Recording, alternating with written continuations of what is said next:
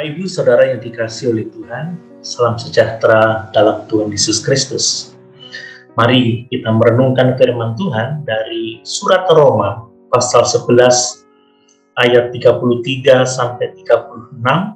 Demikian firman Tuhan. Oh, alangkah dalamnya kekayaan, hikmat, dan pengetahuan Allah. Sungguh tak terselidiki keputusan-keputusannya, dan sungguh tak terselami jalan-jalannya. Sebab siapakah yang mengetahui pikiran Tuhan?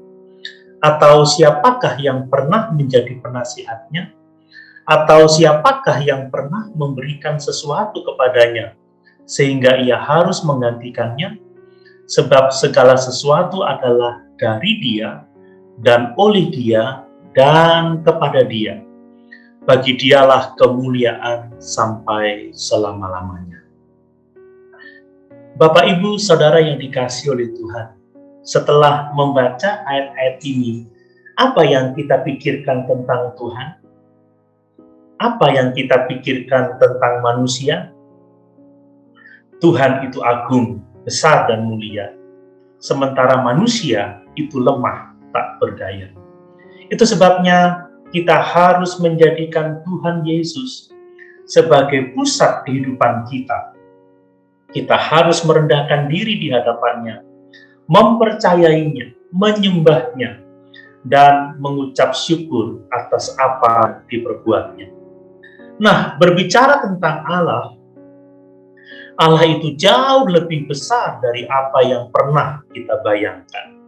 Allah adalah Allah, dan kita bukanlah Allah.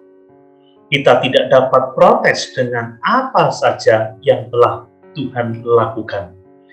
Tidak jarang manusia mempertanyakan keputusan Tuhan dan menuduh Tuhan memperlakukan kita dengan tidak adil. Padahal itu semua tidak benar. Kadang orang mempertanyakan sikap Tuhan, seperti mengapa Tuhan mengasihi Yakub dan membenci Esau? Mengapa Allah membunuh semua anak sulung di Mesir? Mengapa Allah membunuh Uzza yang coba menyelamatkan tabut perjanjian? Kita harus belajar bahwa Allah berdaulat dan kita harus menerima semua tindakannya. Jangan sampai kita terlambat menyadarinya. Berbicara tentang Tuhan, maka kekayaan Tuhan lebih besar dari yang pernah kita pikirkan. Kita telah menerima segala berkat rohani di dalam surga, dan hikmat Tuhan tidak terselami. Kadang hikmat tumpang tindih dengan pengetahuan. Pengetahuan adalah informasi, dan hikmat adalah penerapan dari pengetahuan. Memiliki hikmat adalah kecakapan menjalani hidup yang berkenan kepada Allah. Hikmat Allah menunjuk pada karya keselamatan di dalam Tuhan Yesus Kristus yang disalibkan itu. Nah, berbicara mengenai pengetahuan Tuhan, itu lebih besar dari yang pernah kita pikirkan. Dia Maha Tahu. Dia tahu apa yang kita pikirkan sebelum kita mengatakannya.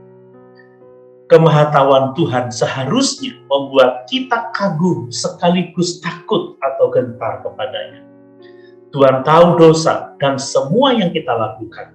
Itu sebabnya kita memahami bahwa keputusan Tuhan tidak terselidiki. Jalan-jalan Tuhan dahsyat dan luar biasa. Sedangkan tatkala kita berbicara tentang manusia, maka manusia tidak ada apa-apanya. Kita tidak memiliki pengetahuan yang banyak. Kita tidak memiliki hikmat yang luas. Kita tidak memiliki kekayaan. Itu sebabnya firman Tuhan mengatakan, rendahkanlah dirimu di hadapan Allah dan sembahlah Dia. Kenapa? Sebab segala sesuatu dari Tuhan. Segala sesuatu oleh Tuhan. Segala sesuatu kepada Tuhan. Artinya, segala sesuatu ada karena tujuan dan kemuliaan Tuhan. Bapak, Ibu, Saudara yang dikasihi oleh Tuhan, bagi Tuhan, kemuliaan sampai selama-lamanya. Semua yang dikerjakannya adalah juga bagi kita dan untuk kemuliaan-Nya. Itu sebabnya mari jadikan Yesus, jadikan Tuhan sebagai pusat kehidupan kita. Haleluya. Tuhan Yesus memberkati.